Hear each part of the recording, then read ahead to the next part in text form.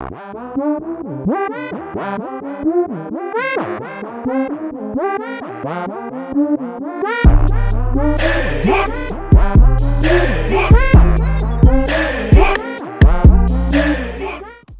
going on, YouTube? It's your boy Rome back with another video. If you're new to the platform, welcome to the tribe. By the end of this video, I hope you subscribe.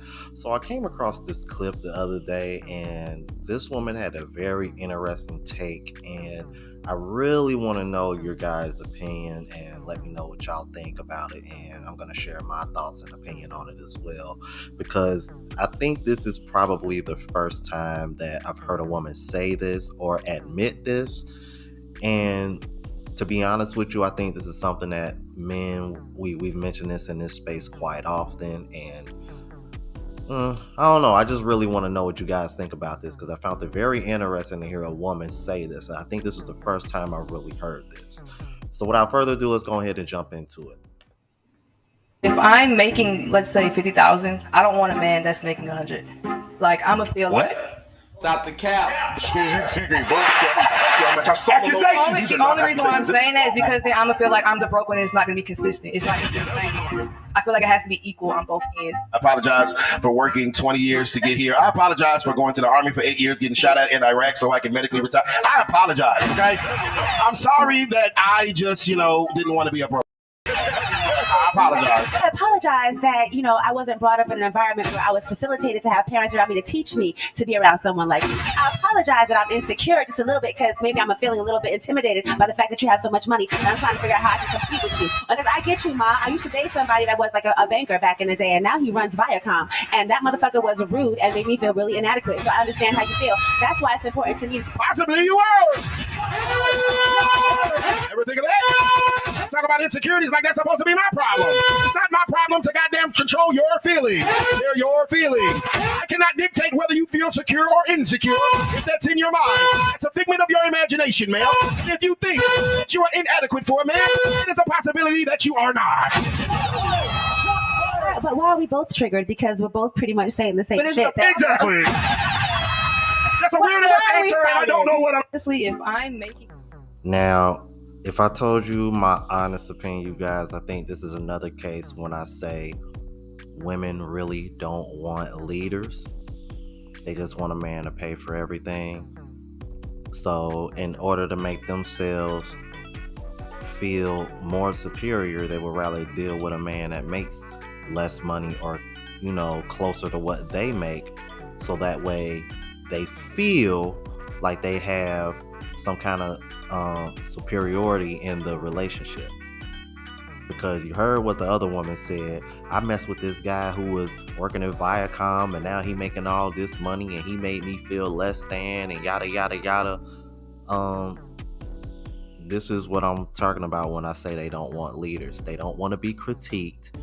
They don't want a man to show them how to elevate themselves or be better. They don't want to improve. They just want men to accept them as they are and pay for everything.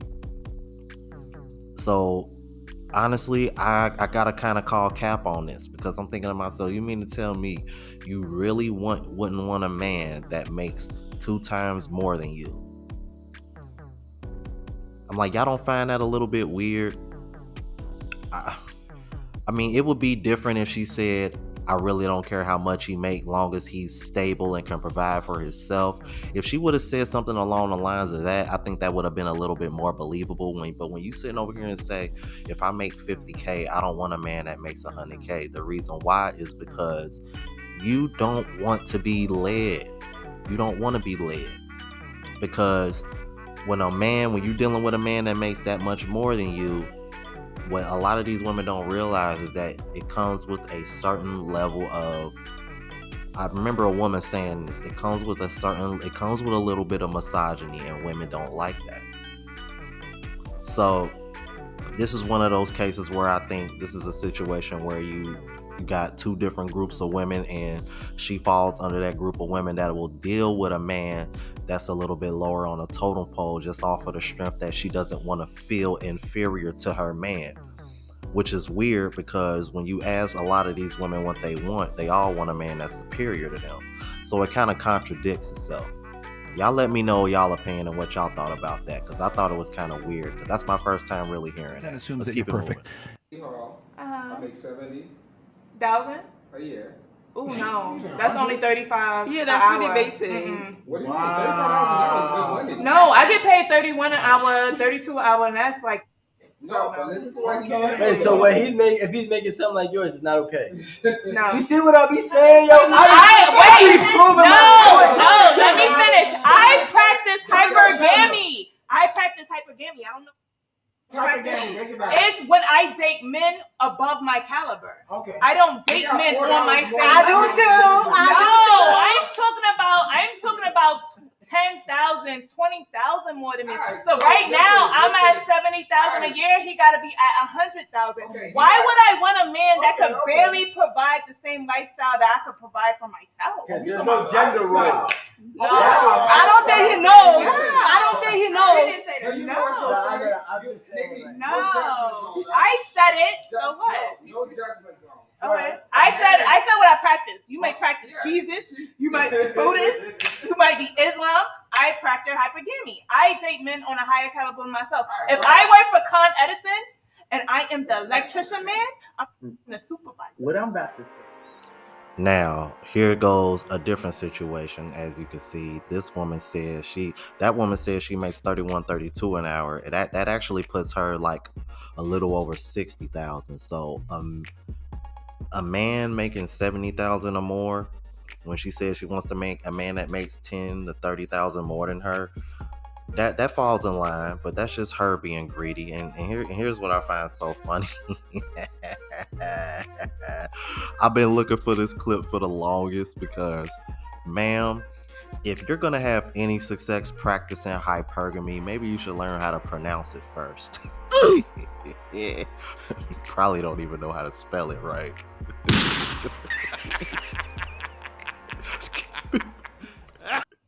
The more you build a man, the more you open his options for other women. Okay? But when a man builds a woman, the opposite happens. Okay? So if he set the bar so high, right, with providing for you, spoiling you, taking you on vacations, just being your full provider and protector.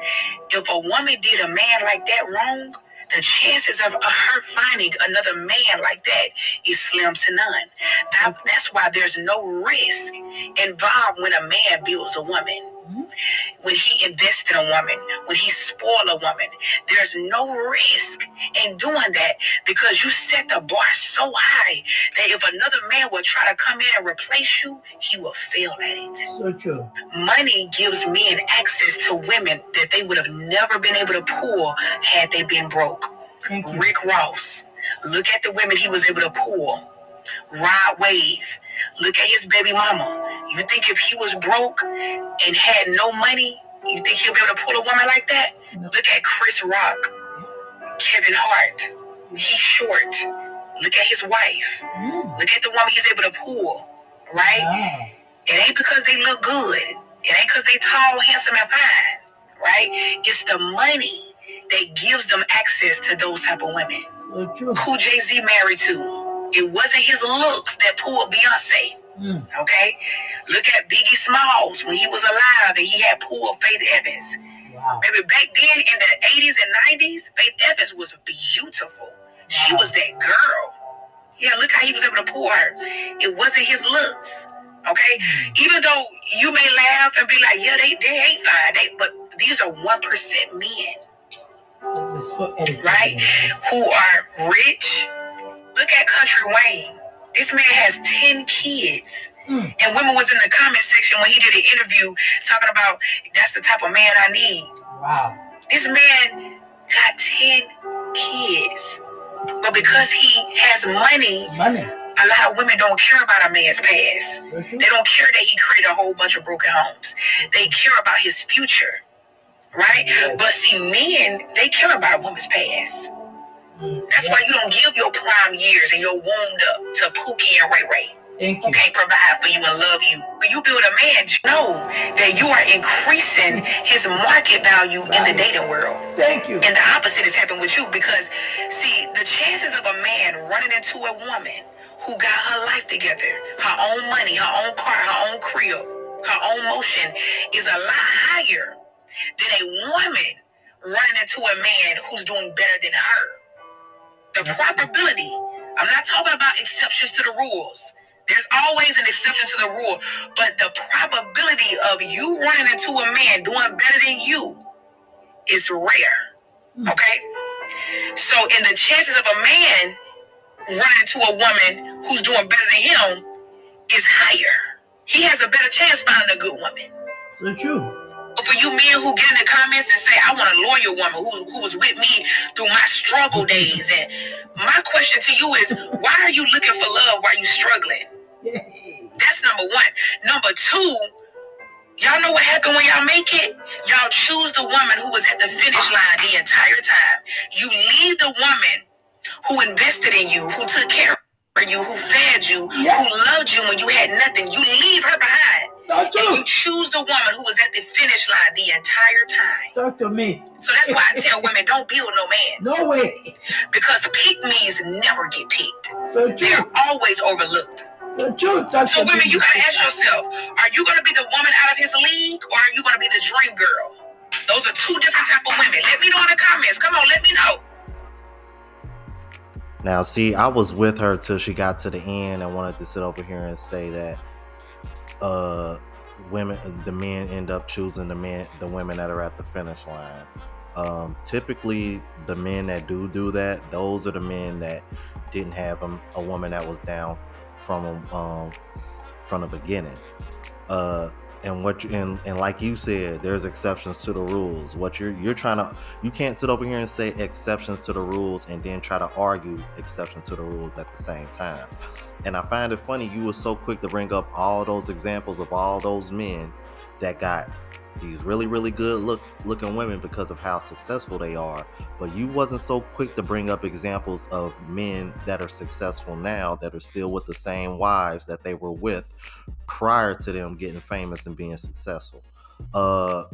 Let's see, off the top of my head, Ice Cube, LL Cool J, Snoop Dogg, Morris Chestnut, just to name a few, and that's just off the top of my head. Lorenzo Tate. I just found out he's been married to the same woman for like 30 something years. So, ma'am, there are examples of men out there that stick with a woman that was with them before they was broke. Don't try to push this narrative like all men just leave their woman once they make it when they was with them when they were struggling. That's not always the case. So yeah, I agree with some of what she said, but I just had to refute some of the shit that she was saying because that wasn't 100% on point. But then again, what really is, But y'all let me know what y'all thought about this. If you're new to the platform, please subscribe. OGs, I appreciate the love and support. Make sure y'all hit that bell notification. That way y'all know when I'm uploading. Hit the like button because helps with the algorithm and helps me reach a broader audience. Also, look out for the travel vlog channel, Unplugged Traveler. Link is in the description. Until the next video, y'all. Deuces.